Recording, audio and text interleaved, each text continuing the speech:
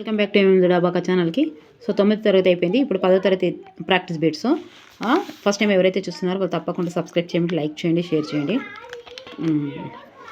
అంతే. కొంచెం నేను పైకి చేస్తున్నాను కాబట్టి అక్షరాలు చాలా చిన్నగా అవుతున్నాయండి. సో దానివల్ల నాకు పలకడం వస్తలేదా, మళ్ళీ అక్కడ తప్పుగా కనిపిస్తున్నాయా, సో అది మిస్టేక్ అవుతుంది. ఓకేనా. పైకి ఇలా మొత్తం పైకి చేసేసరికి తెలుగు చాలా ఇట్లా ఉంది, సోషల్ లాగా లేదు. అంటే మొత్తం మీకు ఇట్లా ఇట్లా అంటే డిస్టర్బెన్స్ అవుతుందేమో నేను పైకి చేసేస్తున్నా. కొంచెం అక్షరాలు చిన్నగా అవుతున్నాయి. మరి నాకు కరెక్ట్గా కనిపించలేదా, మరి ఎందుకు అట్లా అవుతుందో చూద్దాం. దానశీలము పాఠ్యభాగ రచయిత ఎవరు? దానశీలము పాఠ్యభాగ రచయిత ఎవరు? ఎవరు? పోతన. దానశీలము పాఠ్యభాగము ఏ ప్రక్రియకు చెందుతుంది? రెండవది పురాణం. దానశీలము పాఠ్యభాగము భాగవతంలోని ఏ స్కందము నుండి గ్రహింపబడింది? రెండవది అష్టమ. బ్రాహ్మణ వేషంలో వచ్చి రూపం మార్చుకొని ఇంద్రుడనే కవచ కుండలాలు అడిగితే ఇవ్వొద్దని హెచ్చరించినవాడు సూర్యుడు. బలిని 3 అడుగులు నేల ఇవ్వమని కోరినవాడు వామనుడు. రాక్షస గురువు ఎవరు? శుక్రాచార్యుడు. బలిచక్రవర్తికి దానం ఇవ్వొద్దని వారించినవాడు మూడవది శుక్రాచార్యుడు. ఈ క్రింది వాణిలో డాక్టర్ సామల సదాశివ రచన ఏది? పైవన్నీ. ఉర్దూ సాహిత్య చరిత్ర, మలయాళ మారుతాలు, సంగీత శిఖరాలు. పైవన్నీ. ఆన్సర్ వచ్చేసి పైవన్నీ. ఎవరి భాష వాళ్లకు వినసొంపు పాఠ్యభాగము ఏ గ్రంథము నుండి గ్రహింపబడింది? 9వది 4 యాది. ఓకే, యాది. తాత ఇక వటు నీ పాపను జర్దా డబ్బి అన్నది. రెండవది లావణ్య. విక్రమాంక దేవచరిత్రం కర్ణసుందరి అనే నాటకాన్ని సంస్కృతంలో రాసినవారు బిల్హనుడు. చాలా కాలం నుండి సామల వారి రచనలు చదువుతున్న గుంటూరు విద్వాంసులు అడ్వకేటు ఎవరు? ఎవరు? రెండవది ఉప్పలూరి గోపాలకృష్ణ శర్మ. ఉర్దూ కవుల్లో అగ్రగణ్యుడైన కవి ఎవరు? ఎవరు? మూడవది మీర్ తఖ్మీర్. మసీదు మెట్లపై రోజు కూర్చొని బిచ్చగాళ్ళు ఫకీరులు మాట్లాడే భాష నుండి ప్రజల పలుకుబడి జాతీయాలు నేర్చుకున్నానని చెప్పిన కవి ఎవరు? ఎవరు? 1 మీర్ తఖ్మీర్. వీర తెలంగాణం పాఠ్యభాగము ఏ ప్రక్రియకు చెందును? పద్య ప్రక్రియ. తెలుగు సాహిత్యంలో గజల్ రుబాయి ప్రక్రియలకు ప్రవేశపెట్టినవారు దాశరథి గారు. దాశరథి గాలిబ్ గజల్లను ఏ సంవత్సరంలో అనువాదించారు? మూడవది 1961. నా గీతావళి ఎంత దూరం ప్రయాణం బౌనో అందాక ఈ భూగోళంబున కగ్గిపెట్టెదా అన్నవారు ఎవరు? 18వది 4 దాశరథి. తిమిరంతో సమరం గ్రంథానికి కేంద్ర సాహిత్య అకాడమీ బహుమతి ఏ సంవత్సరంలో వచ్చింది? 4వది 1974. తెలంగాణమ్మ గడ్డి పోచయును సంధించెదన్ కృపానమ్మ అన్నవాడు దాశరథి. అగ్నిధారను అంకితం పొందినవాడు వట్టికోట అల్వారుస్వామి. కొత్త బాట పాఠ్యభాగ రచయిత ఎవరు? పాకాల యశోదారెడ్డి. మహాలక్ష్మి ముచ్చట్లు అనే రేడియో ధారావాహిక కార్యక్రమంతో ప్రజాదరణ పొందిన కవయిత్రి ఎవరు? యశోదారెడ్డి. తెలంగాణ భాష సౌందర్యాన్ని తెలపడానికి కథను శక్తివంతమైన సాధనంగా మలుచుకున్న రచయిత్రి ఎవరు? ఎవరు? యశోదారెడ్డి. కొత్త బాట పాఠ్యభాగం ఏ మాండలికంలో రాశారు?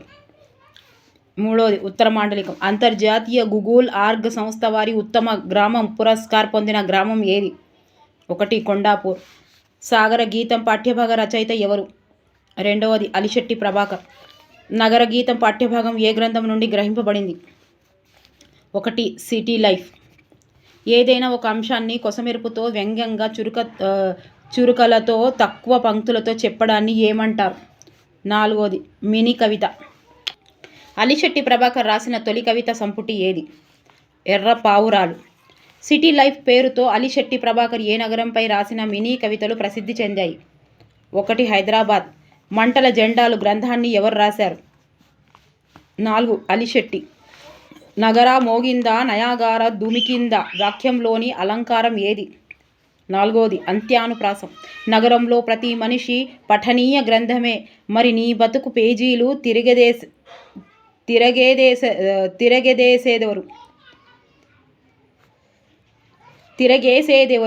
తిరగేసేదెవరు అన్నవారు ఎవరు? 33వది 3 అలిశెట్టి గారు. 34వది 3 అలిశెట్టి. భాగ్యోదయము పాఠ్యభాగ రచయిత ఎవరు? 3వది కృష్ణస్వామి ముదిరాజ్. భాగ్యోదయము పాఠ్యభాగము ఏ ప్రక్రియకు చెందుతుంది? 4వది జీవిత చరిత్ర. హిందువులు తమ చరిత్రను లిఖితబద్ధం చెయ్యాలనుకుంటే సంస్కర్తగా ఎవరి పేరు మొదటి వరుసలో ఉంటుంది? భాగ్యారెడ్డి వర్మ. దేవదాసి మురళి వేశ్య సాంప్రదాయాలను అడ్డుకోవటం, పసివాళ్ళైన ఆడమగ పిల్లలను దేవుడికి వదిలివేయటాన్ని తీవ్రంగా నిరసించిన వారు? 1 భాగ్యారెడ్డి వర్మ. సత్యశోధక సమాజాన్ని మహారాష్ట్రలో ఏర్పాటు చేసిన వారు? పూలే. 1926లో హైదరాబాదులో ఆది హిందూ మహాసభను ఏర్పాటు చేసిన వారు? 4వది బిఎస్ వెంకట్రావు. శాసన సాహిత్యంలో తెలుగు భాష వికాసం అంశంపై పరిశోధన చేసిన వారు? 3వది బిఎన్ శాస్త్రి. క్రింది వారిలో శతక లక్షణం కానిది ఏది? 4వది వర్ణనైపుణ్యం.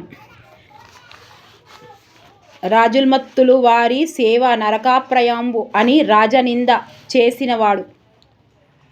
4వది దూర్జటి. తెలంగాణలోని జానపదులు కూడా అలవోకగా పాడుకునే పద్యాలు శేషప్ప కవి ఏ శతకంలోనివి? 1 నరసింహ శతకం. అవధాని, శశాంక, అసుకవిత, కేసరి అనే బిరుదులు కలవారు ఎవరు? 1 గుమ్మన్న గారి లక్ష్మీ నరసింహ శర్మ.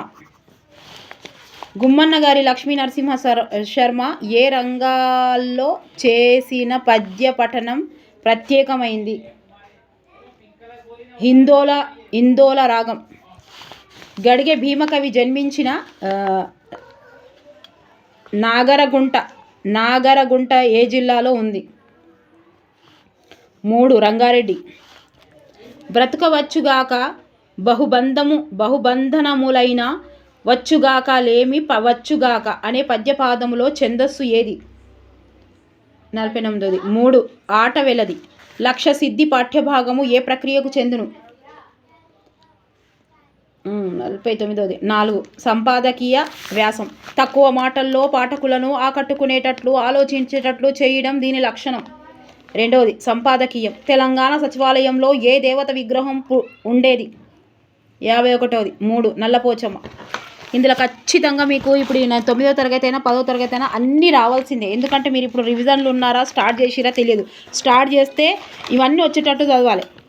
ఇప్పుడు వీడియో చేసిరు కదా, మొత్తం ఇప్పుడు 10th క్లాస్ 9th క్లాస్ చదవాలి. ఇక రాత్రికి చదువుతారా ప్రొద్దున చదువుతారా మీ ఇష్టం. మళ్ళీ ఈ వీడియోకి ఆన్సర్స్ ఇవ్వాలి. ఇస్తేనే మీకు వచ్చినట్టు. మనము ఎక్కడైనా ఒక క్వశ్చన్ చేస్తున్నాము అంటే మనకు సబ్జెక్ట్ మీద అవగాహన ఉంటేనే చేస్తాం, లేకపోతే అస్సలు చేయం. మళ్ళీ చదువుతలేనంటే మళ్ళీ కాన్ఫిడెన్స్ లెవెల్స్ తక్కువ చేసుకో, అయ్యో వస్తలేవు నాకు ఎట్లా, ఇంకా 15 రోజులే ఉన్నది ఎట్లా అని మళ్ళీ చదవాలి. మళ్ళీ 2 రోజులు చదివితే చాలు, మళ్ళీ 2 చదివితే వస్తుంది. 2 రోజులలో అవుతుంది తెలుగు. 9వ తరగతి 8వ తరగతి. 52. 2వది ఇగో ఎన్నాళ్ళలో వేచిన ఉదయం అనే వ్యాసం ఏ పత్రికలో వచ్చింది? వచ్చింది ఈనాడు. పొద్దు పొడుపు వ్యాసాన్ని ముద్రించిన పత్రిక ఏది? 53. 3 ఆంధ్రజ్యోతి. తెలంగాణకు నవవసంతం అనేది ఏ పత్రికలో ప్రచురించబడింది? 3వది విశాలాంధ్ర. గోల్కొండ సంపాదకుడుగా సూరవరం ప్రతాపరెడ్డి ఏ సంవత్సరంలో నియమించబడ్డాడు? 1 1939 ఆగస్టు 3. 1939 అంటే ఒక సంవత్సరం గుర్తు రావాలి. ఏంటిది అది? రాయర్రి. 1939 నుంచి ఒకటి వచ్చింది, ఒకటేంటిదో అది తప్పకుండా రావాలి. అది ఆ వీడియో చూసిన వాళ్ళకు ఇంకేముంటుంది చెప్పండి. 1939 అది గుర్తుంటుంది. గోల్కొండ సూరవరం ప్రతాపరెడ్డి గారు 1939 ఆగస్టు 3న. ఓకే.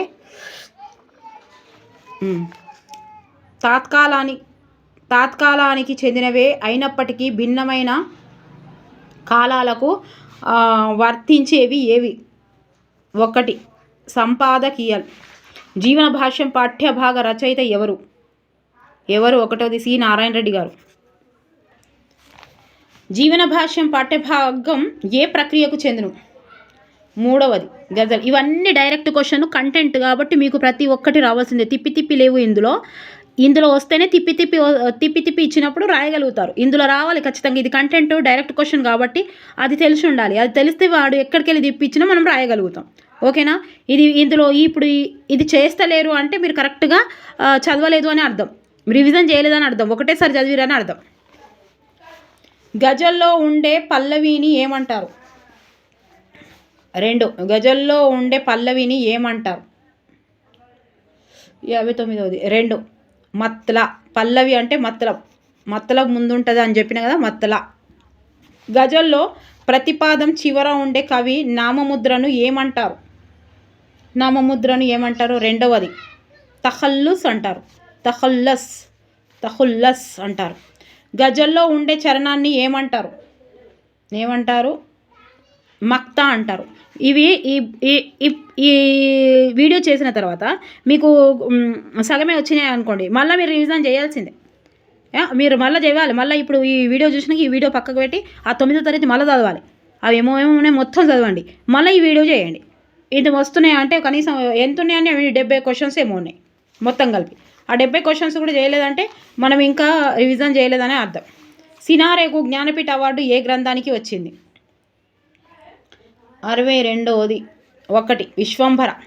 సినారే కాలానికి గలానికి ఉన్న ప్రత్యేకత ఏమిటి? 63వది 4 1 2 శబ్దశక్తి అర్ధయుక్తి. గోల్కొండ పట్టణము పాఠ్యభాగము ఏ ప్రక్రియకు చెందును? 64వది 1 వ్యాసము. గోల్కొండ పట్టణము నిర్మాణకర్త ఎవరు? 1 అజం ఖాన్. పారశీక దేశపు రాయబారి అతని అనుచర వర్గములకు బస ఏర్పాటు చేసిన భవనం ఏది? 3వది దిల్ఖుషా. దొడ్డ బాల్బోవా వృక్షము ఏ దేశం నుండి అబ్దుల్లా కుతుబ్ షా తెప్పించాడు? 2వది ఆఫ్రికా. ఒక హోను విలువ ఎన్ని రూపాయలు? 4 రూపాయలు. 1687లో గోల్కొండ పట్టణాన్ని నాశనం చేసిన వారు ఎవరు? 4వది ఔరంగజేబు. గోల్కొండ పట్టణంలో ప్లేగు వ్యాధి మహమ్మారి పీడ సంభవించిన కాలం ఏది? 3వది 1589. ఓకేనా? ఓకే, అది కూడా చేయమన్నారు, తప్పకుండా చేస్తాను. మీరు నచ్చితే మాత్రం లైక్ చేయండి, సబ్స్క్రైబ్ చేయండి, షేర్ చేయండి. Thank you for watching. By, take care.